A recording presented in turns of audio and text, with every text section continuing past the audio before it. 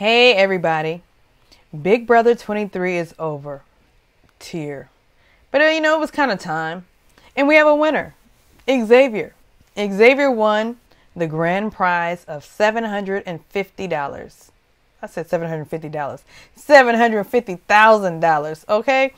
So, and Big D won $75,000. He should have won $750 just for sleeping all summer.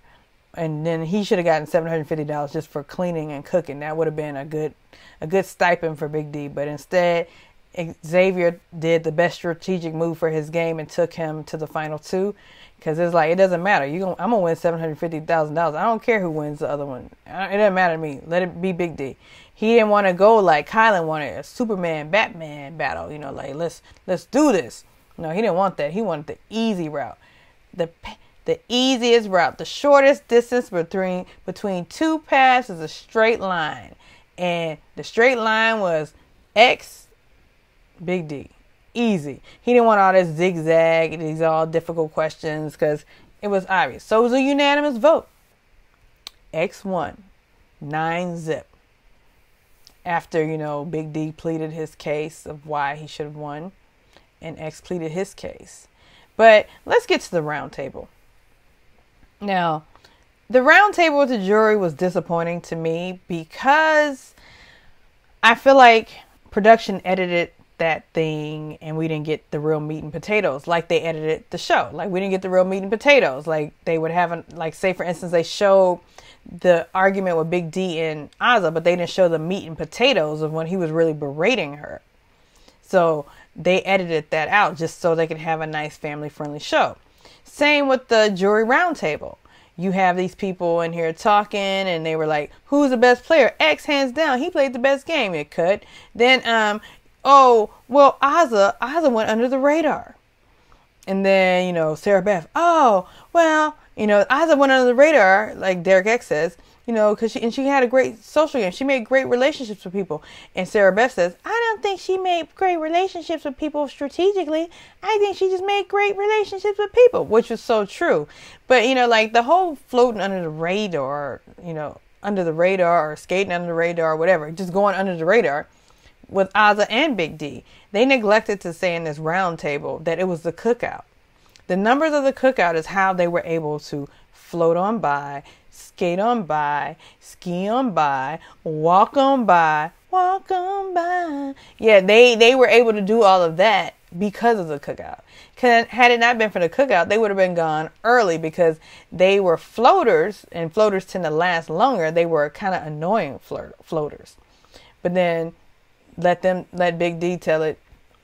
He did all this. It was all him. He named the cookout. You notice he said, my cookout. Like, he owned the cookout like that was his. Like, he was the only one. It was his inception. I saw these people and I said, we POCs have to work together. Like we all didn't see each other walk into the house and say, oh yeah, we got to work together. That's just a natural thing with black people. You go to a restaurant. What do you do as a black person? I know what I do. I count how many black people are in that restaurant. So if I see 5 black people walking into a house that's never had 5 black people in a house, what do I think? Oh, we got to work together. Yes.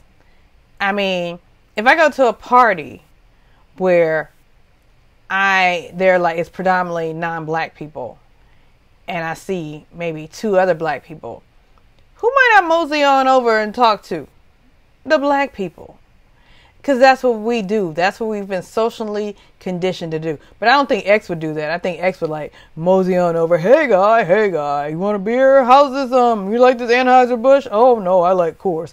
Oh no, I like, how many hops does it have? That's what X would be doing. He would be separating himself from the black people. No shade. Let's just be honest. That's what X is going to do. But Big D thinks he came up with his entire plan, and brought all the troops together to play his game, and everybody did all the work for him. BS. Okay, whatever. So then, let's not forget how Azah left the house. She looked so disgruntled and sad and hurt, but you did it to yourself, Azah.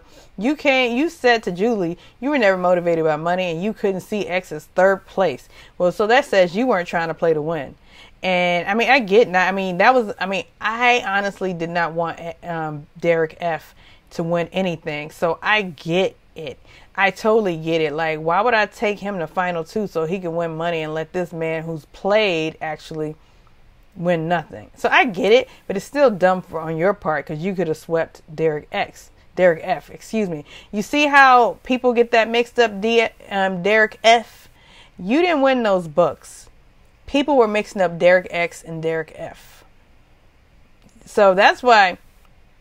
So he was shocked that he wasn't fan favorite. It wasn't because you became a villain. It's because, and you didn't win those bucks because you were a fan favorite. People just got your name mixed up with Derek X. Anyhow, I'm just happy that Tiffany won something because all her works paid off to a certain extent. She didn't walk away with nothing because she left at Final 6. People at Final 5 got an extra stipend. They said on the feeds. So she was leaving with essentially nothing with all of her hard work of all that strategy. Now, so she won something, and then all the people on Twitter feel vindicated. And every interview that she does, people are praising her. And I feel like Tiffany will be seen again on TV somewhere. Derek F wants to be seen on TV somewhere because Hannah was so right. She was like, Derek F, many people on the jury, meaning Hannah, feel that you were only on the show for fame and fortune. Is that true? And what did you do? Blah, blah, blah. Yes, he was on there for fame and fortune. He's been trying to be a TikTok star because in the house he was like, oh my God, Whitney has so many more followers than I have on TikTok. Like, yes, Derek X wants to be famous.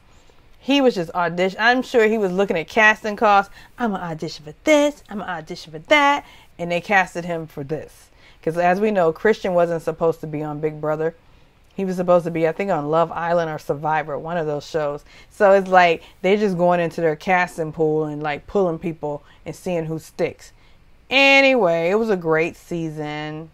And I'm sad to see it end. But hey, such is life. C'est la vie.